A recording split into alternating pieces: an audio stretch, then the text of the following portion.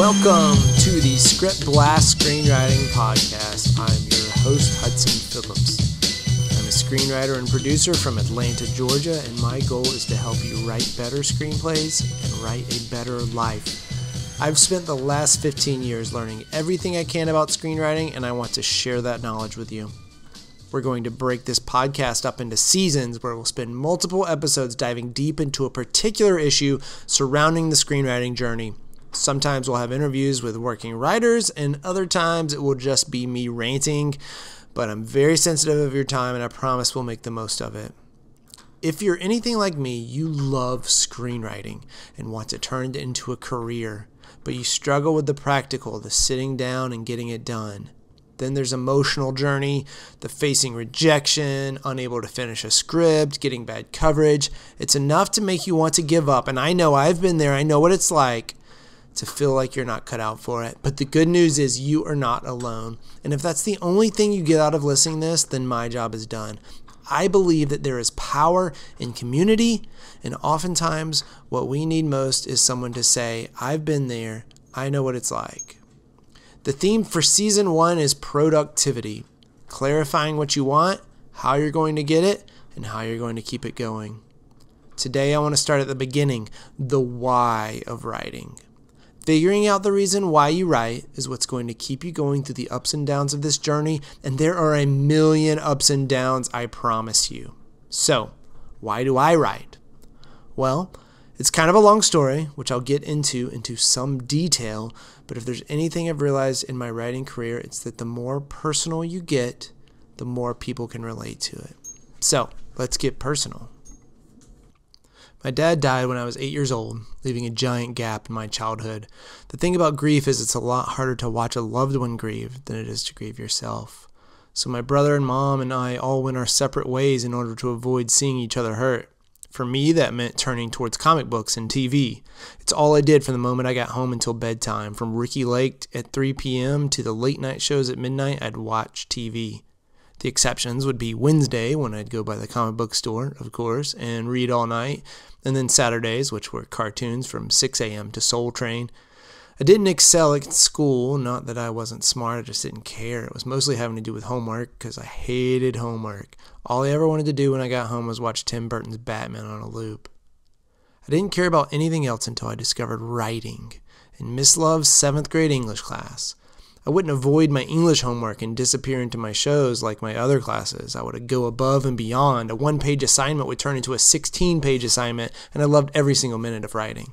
I had found a place where I could write honestly about the pain of losing my father, but hide it behind my love of genre, science fiction, fantasy, superheroes, and it was the first time that I was recognized for being talented at something, with the teacher often calling me up to read my work in front of the class.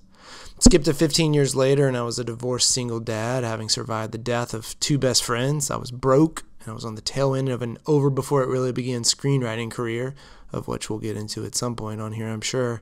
I was at my lowest, alone and a failure. It was around this time I had lunch with my good friend named John, who happens to be the father of one of my best friends that passed away. And I was desperately reaching out to him, as many 20-somethings are. What am I supposed to do with my life? Everything I've tried has failed miserably. And John told me something that has stuck with me and driven me ever since, that became my why for writing. He told me how after the death of his son Marcus, he didn't know if he could face another day. But soon he realized, because he had gone through this difficult situation, this absolutely horrible situation, that he's able to help others who are going through similar situations. He left his high-paying job to be a pastor, and he did just that. He told me in that moment, there are 2 things that reveal your purpose, what you thrive at and what you've survived. Take what you love and use it to share with the world your experience so that you can inspire others who have gone through similar situations. And that's what I've done ever since. Writing for me became more than a job opportunity. It became my calling, my purpose, the reason I was born. It made it more than just about entertaining. It became about connecting.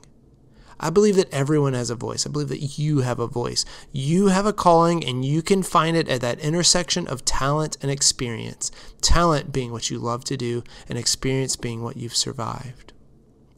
A neurologist named V.S. Ramachandran was studying the phenomenon of phantom limb pain which, is like when someone loses a hand, except it feels like the hand is still there and causes them great pain, even though it's not physically there.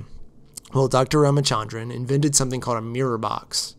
A box with 2 holes in it for your arms and a mirror down the middle. The idea is that you put your amputated arm into the hole on one side and your still existing hand in the other, with it being reflected in the mirror. So from the amputee's point of view, they see that they have both hands. So Ramachandran would ask them to ball up their hands into a fist, so it would look like both hands were balled up, and then release. And the craziest thing would happen, the pain would go away. And this is what I believe great storytelling does. This is what great films do. When people see themselves with all their pain and struggle reflected honestly in art, they are able to heal. It's not about finding answers. It's about knowing that we aren't alone. This is why we make movies. It's not about broadcasting an empty message, as so many films try to do, but it's about being transparent with your struggles on screen. That's what people connect with. And you have struggles that are specific to you that are dying to come out in the films you write. Everyone has something unique to say. The key is to find it and broadcast it as loud as you can.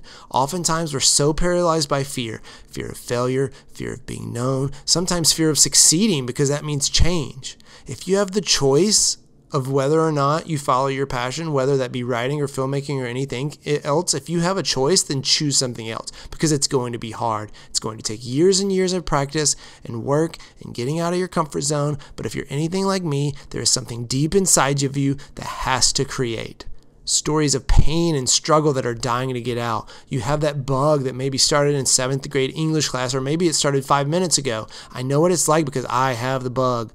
I know what it's like to no longer have a choice, that you must create. You must find your purpose. You must find your voice. You must shout it from the rooftops. You must tell your stories with honest emotions.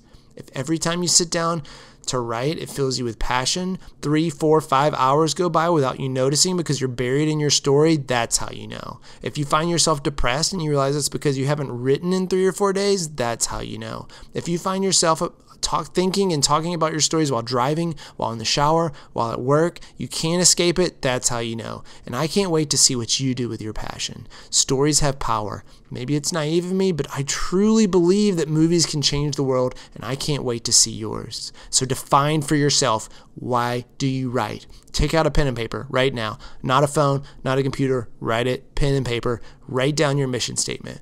Remember that scene in Jerry Maguire where he stays up all night and he writes the things we think but do not say? That's your assignment this week. Write out all the reasons you are driven to write.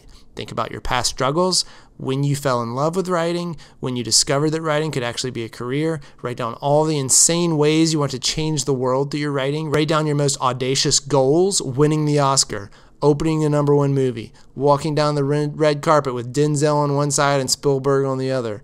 Dream big, because it's a difficult journey. And this mission statement, these goals, these seemingly naive dreams are what's going to keep you going. Write it all out. Tape it above your desk where you write every day and revisit, because this is what's going to keep you going. As I mentioned before, I believe that there is power in community. If that's something you long for, then join us in our private Facebook group that's exclusive for writers. Search ScriptBlast on Facebook or check out all our resources at scriptblast.com. You can also reach out to me personally at hudson@scriptblast.com. I would love to read your mission statements and get to know you personally. Feel free to ask me anything you want over there. Next week, we'll dive deep into what kind of mindset it takes to succeed as a writer. Until then, keep writing.